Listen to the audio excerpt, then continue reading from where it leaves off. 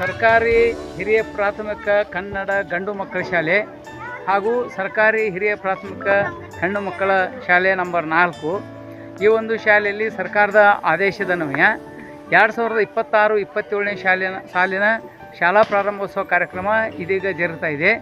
ಈ ಕಾರ್ಯಕ್ರಮಕ್ಕಾಗಿ ನಾವು ಬೆಳಗ್ಲಿಂದ ಬಂದು ರಂಗೋಲಿ ಹಾಕೋದ್ರಿಂದ ಹಿಡ್ಕೊಂಡು ಎಲ್ಲ ರೀತಿ ಶಾಲೆಯ ಒಂದು ಶೃಂಗಾರವನ್ನು ಎಲ್ಲ ಟೀಚರ್ಸು ಹಾಗೂ ನಮ್ಮ ಅಡುಗೆ ಸಿಬ್ಬಂದಿ ಎಲ್ಲರೂ ಸೇರಿ ಮಾಡೀವಿ.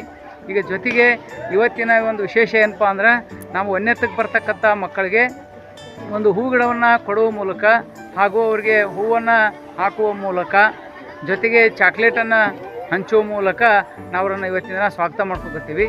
ಇದು ಸರ್ಕಾರದ ಮಹೋನ್ನತ ಉದ್ದೇಶ. ಇವತ್ತಿನ ದಿನ ಇಡೀ ರಾಜ್ಯಾದ್ಯಂತ ಏಕಕಾಲದಲ್ಲೇ ಶಾಲಾ ಪ್ರಾರಂಭಿಸುವಾಗೈತಿ.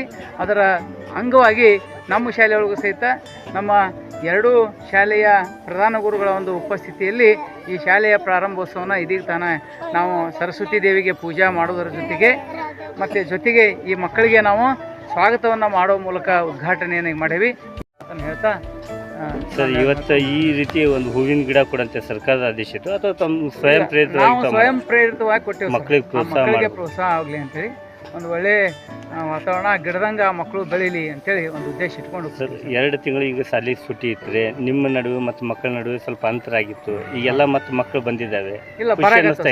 ಇಲ್ಲ ಅಂದ್ರೆ ನಾವು ರಜೆ ಒಳಗೆ ಅವ್ರಿಗೆ ಹೋಮ್ವರ್ಕ್ ಕೊಟ್ಟಿರ್ತೀವಿ ಸರ್. ಸೊ ಅಂತರ ವಾಟ್ಸಪ್ ಈ ಗ್ರೂಪು ಅದ್ರ ಮೂಲಕ ಸಹಿತ ಕಾಂಟ್ಯಾಕ್ಟ್ನಾಗ ಇದ್ದೇ ಇರ್ತಾರೆ. ಬಟ್ ಗ್ಯಾಪ್ನು ಆಗಿರ್ತೈತಿ ಸಹಜ. ಅಷ್ಟೊಂದೇನು ಗ್ಯಾಪ್ ಆಗಿಲ್ಲ. ಈಗಾಗಲೇ 1ನೇ ದಿನ ಭಾಳ ಜನ ಆಗಲೇ 100 ಮಕ್ಕಳಿಗಿಂತ ಹೆಚ್ಚು 2 ಶಾಲೆ ಸೇರಿ ಬಂದಾರ ಸರ್. ಇದು ಭಾಳ ಅದ್ಭುತ ಇದೆ.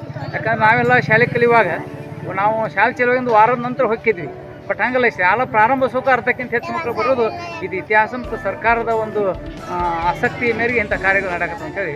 ಇವತ್ತು ಪೂರ್ತಿ ಪ್ರಮಾಣದಾಗ ಸ್ಟೂಡೆಂಟ್ ಬಂದಾರೋ ಇನ್ನು ಕೆಲವು ಮಂದಿ ಇನ್ನೂ ಬರ್ಬೇಕು ಸರ್, ಬರ್ತಾರೆ ಸರ್. ಸರ್ LC ಹೊಸಮನಿ ಅಂತೇಳಿ ನಮ್ಮ ಈ ಶಾಲೆಯ ಸಹ ಶಿಕ್ಷಕರು.